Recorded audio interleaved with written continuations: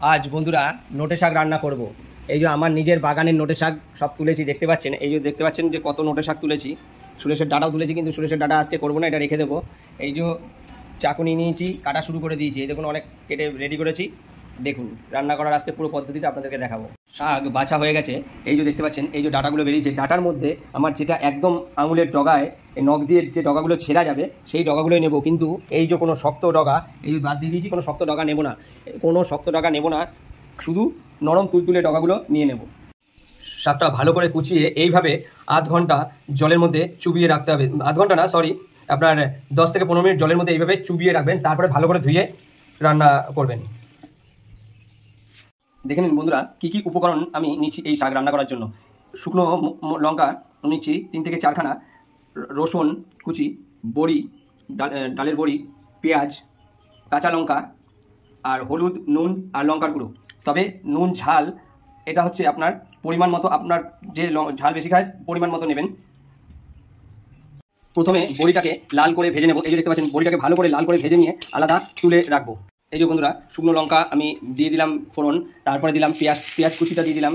পেঁয়াজ কুচি দিয়ে তারপরে এই যে রসুন, আমি রসুন কুচি রেখেছি, রসুন কুচিটাও দিয়ে দিলাম এতে। তারপরে দিয়ে দিলাম কাঁচা লঙ্কা। এগুলো সব দিয়ে এটা হালকা হালকা করে ভেজে নেব। হালকা আছে, এই দেখতে পাচ্ছেন একদম হালকা আছে, আমি ভেজে নেব। ভেজে নিয়ে তারপরে এতে নুন আর হলুদটা দেবো।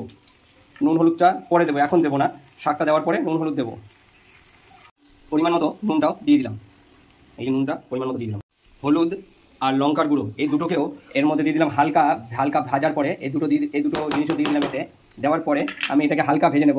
এই যে পেঁয়াজ দেওয়ার কারণ হচ্ছে, পেঁয়াজ দিলে শাকটা একটু রসালো রসালো ভাব থাকবে। বন্ধুরা এটাকে ভালো করে লাল করে ভালো করে ভেজে নেব।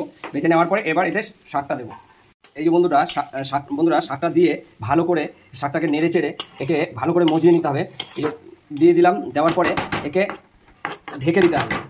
একে ঢেকে দিয়ে একে পুরো মজাতে হবে। আর মাঝে মধ্যে একে উঠিয়ে থালাটা উঠিয়ে দেখে নিতে হবে যে এটা কেমন কি হলো। তারপরে মজে গেলেই শাক তৈরি, পরিবেশন করে দিন, তাহলেই আপনার শাক তৈরি হয়ে যাবে। এই যে শাক মজে গেছে বন্ধুরা, দেখুন এবার আমি এতে ডালের বড়ি ভাজাটা এর মধ্যে দিয়ে দেবো। ডালের বড়ি ভাজাটা দিয়ে এবার ভালোভাবে এটাকে নাড়তে থাকতে হবে। নাড়তে থাকলেই শাক রেডি হয়ে যাবে। এই যে বন্ধুরা শাক আমার প্রস্তুত হয়ে গেছে, এবার খাওয়ার পালা। এবার আপনারাও খেয়ে নেবেন, দেখে নেবেন। এই যে পদ্ধতিতে আমি বানালাম আপনারাও বানিয়ে দেখবেন, খুব সুস্বাদু শাক হবে। ভালো লাগলে লাইক শেয়ার কমেন্টস করবেন, প্লিজ চ্যানেলটিকে সাপোর্ট করে দেবেন।